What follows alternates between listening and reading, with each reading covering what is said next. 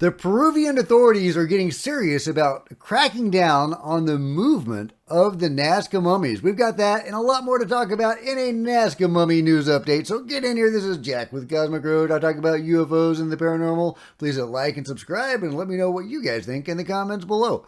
Okay, this is from a news piece, and I'll just show a little bit of it because it's not in English, and I'll read it as we go. And a fever of tomb raiders has been unleashed in Peru, treasures and strange mummies similar to the ones presented by Jaime Maussan, so much so that the authorities are reinforcing controls at airports to prevent the departure of possible archaeological pieces. It tells us about the equipment of X-rays. Officials of the Peruvian Ministry of Culture intend to stop anyone who tries to take archaeological heritage pieces out of the country, such as these small tridactyl mummies that months ago ended up being exhibited at the Mexican Congress. So they are cracking down, guys. They are not letting the mummies out of Peru to be studied by other places that might want to study them in more earnest. Obviously, the Ministry of Culture has been, part of a cover-up of the Nazca mummies, of this amazing, bombshell revelation coming out of Peru. And we've got UFO disclosure, guys. We've got bodies, y'all. We've got bodies. And they know that we've got bodies. And for whatever reason, they have been hiding this. They've been hiding it for years. They are either in the employ of the control group or doing their bidding, or else they are doing it out of their own reasons. It's unclear what the motivations of the Ministry of Culture are, but at the moment, I am inclined to think they are under the sway of the control group and they are carrying out the bidding of the general cover-up that has always existed. So, but now they are cracking down on the border and not letting any of the Nazca mummies out. As with the Mexican Congress, where they presented those bodies to the Mexican Congress, they kind of had to smuggle those bodies out to get them there. So, Peru says, no more of that. We can't allow UFO disclosure. Not on our watch, guys. Not on our watch. We are going to crack down, and that, sadly, is what is going on. So hopefully people within Peru itself can, study the bodies and get this information out there. And hopefully we can gradually erode whatever resistance is present in the Ministry of Culture in Peru and get them to, at least allow scientists and researchers to study these amazing specimens without trying to seize them. But this is UFO disclosure, guys. This is UFO disclosure. We've got bodies, y'all. We've got non-human bodies. This is Raphael, the fetus inside Montserrat.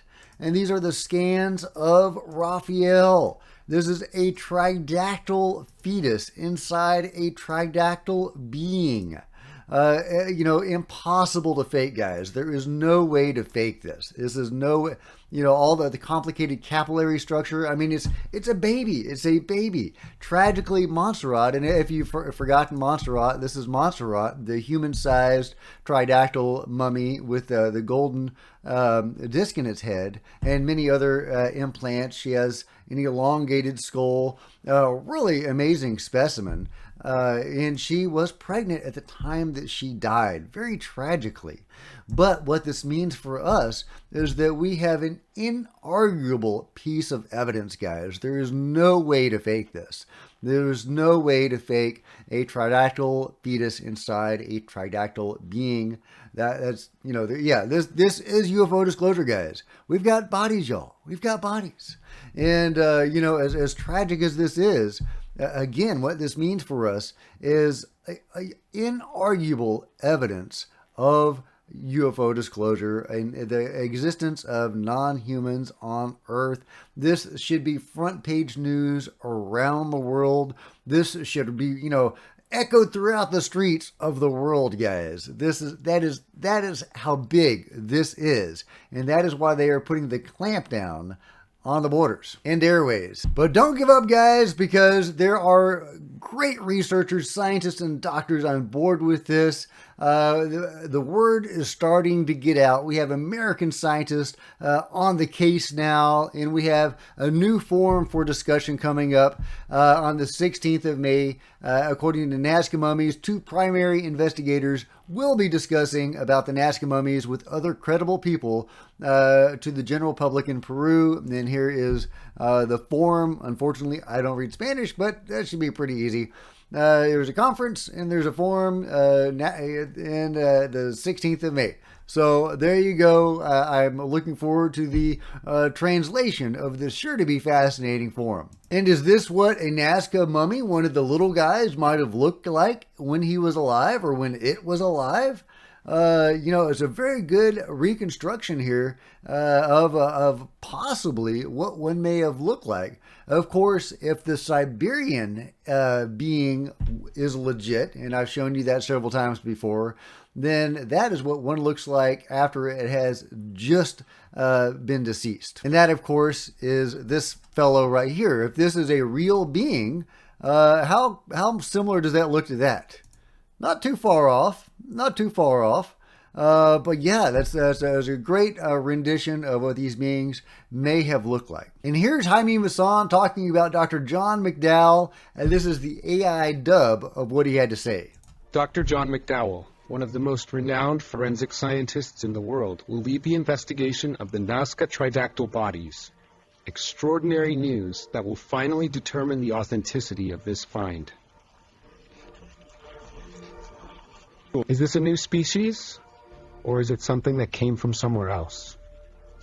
4 out of 5 newspapers in Peru refused to present this news that the doctor wrote directly in an open letter, where, as he assures that this discovery is very important, that it should be investigated, he invites the government of Peru and the Ministry of Culture to participate in the investigation.